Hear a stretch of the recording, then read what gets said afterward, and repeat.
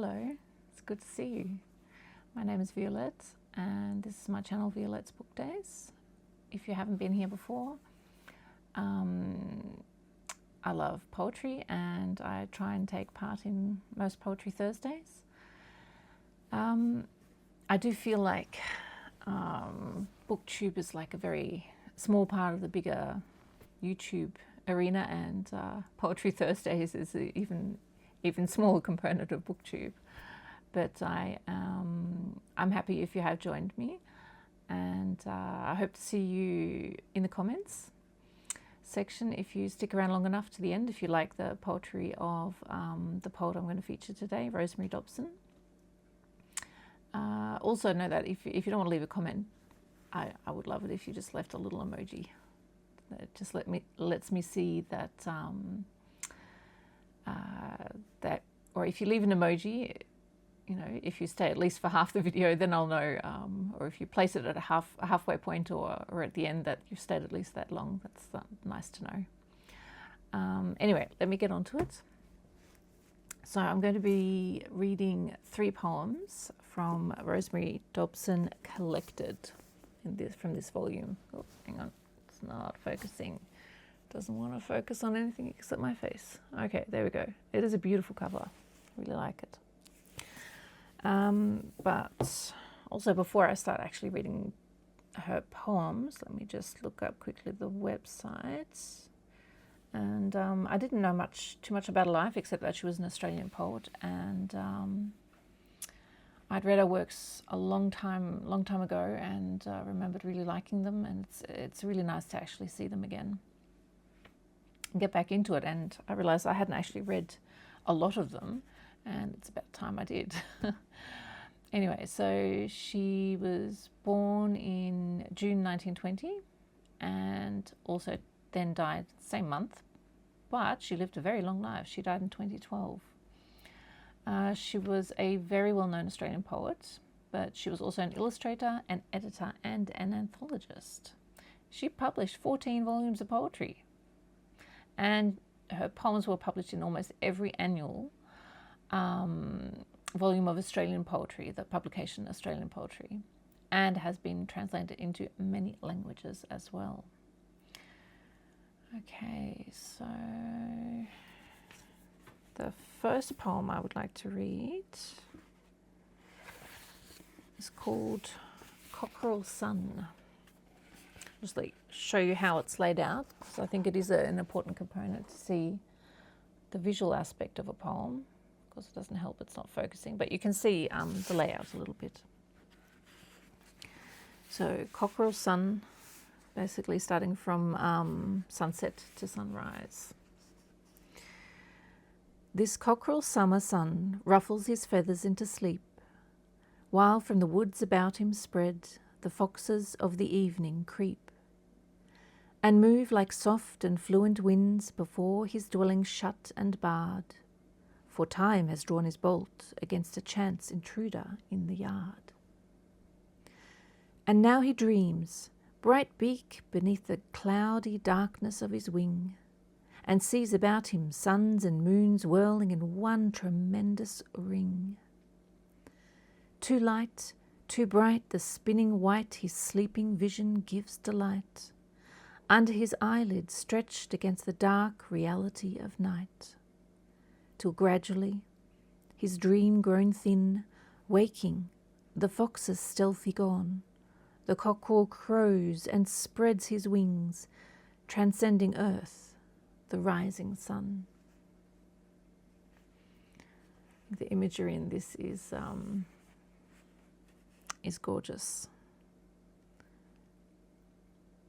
Okay, second poem.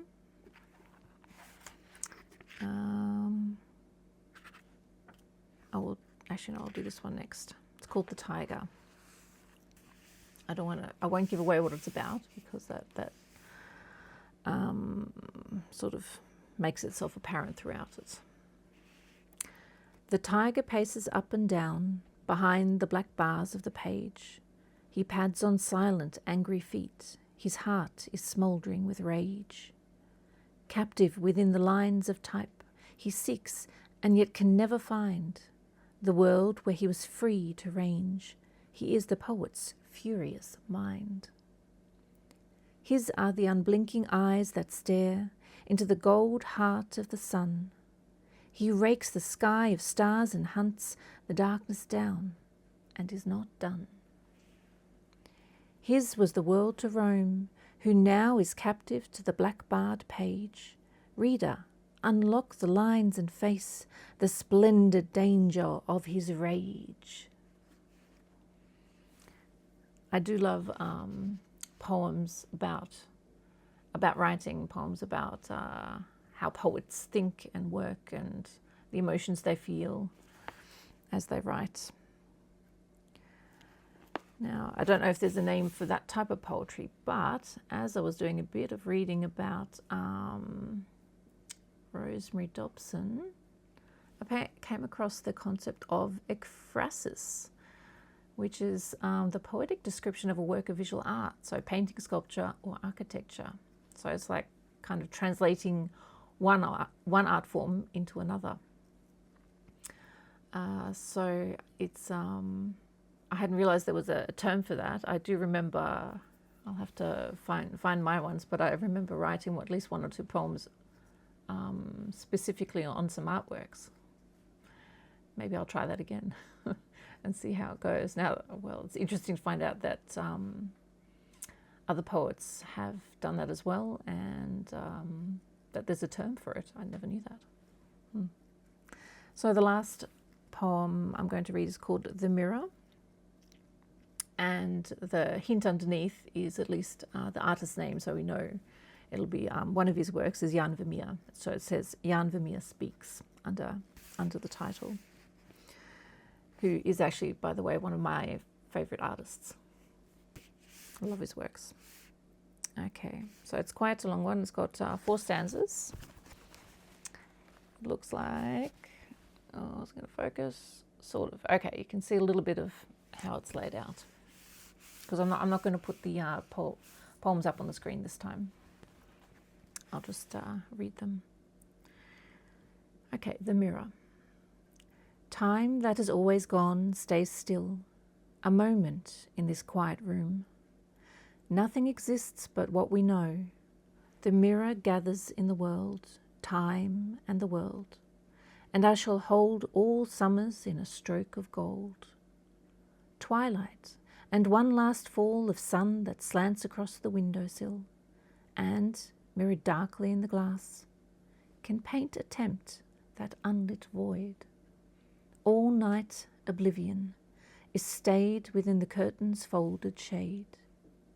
Upon the table bread and wine, the earthen pitcher's perfect curve, once spun upon the potter's wheel, is pivot of the turning world. Still centre where my peace abides, round moon that draws all restless tides. There it is done. The vision fades, and time moves on. O you who praise this tangled, broken web of paint, I paint reflections in a glass, who look on truth with mortal sight, are blinded in its blaze of light. Anyway, I hope you can see why I really like her poetry. It's not simplistic, but it does use interesting imagery. It's got a very musical quality to it, I think. I like the sound of it. I like even just the look of it on the page. I think poetry for me has to work with the beauty of a word, but also in how it sounds and how it looks. Well, most people know that with poetry is how it sounds as well, especially if there are rhymes involved, if there's alliteration involved. That internal rhythm of a poem, I think anyone who's musical can really pick up on that. And I think everyone should really have a go at writing poetry, to be honest. Have a go at writing it. You can try and stick to a particular form. Personally, I love writing free poetry, but I try, well, actually over the years, I guess my style's changed slightly. It's gotten longer, but I used to write very, very short poems, like 2, 3, 4, 5 lines, and then slowly they got a little bit longer. But that clarity, I like to be clear in my poems.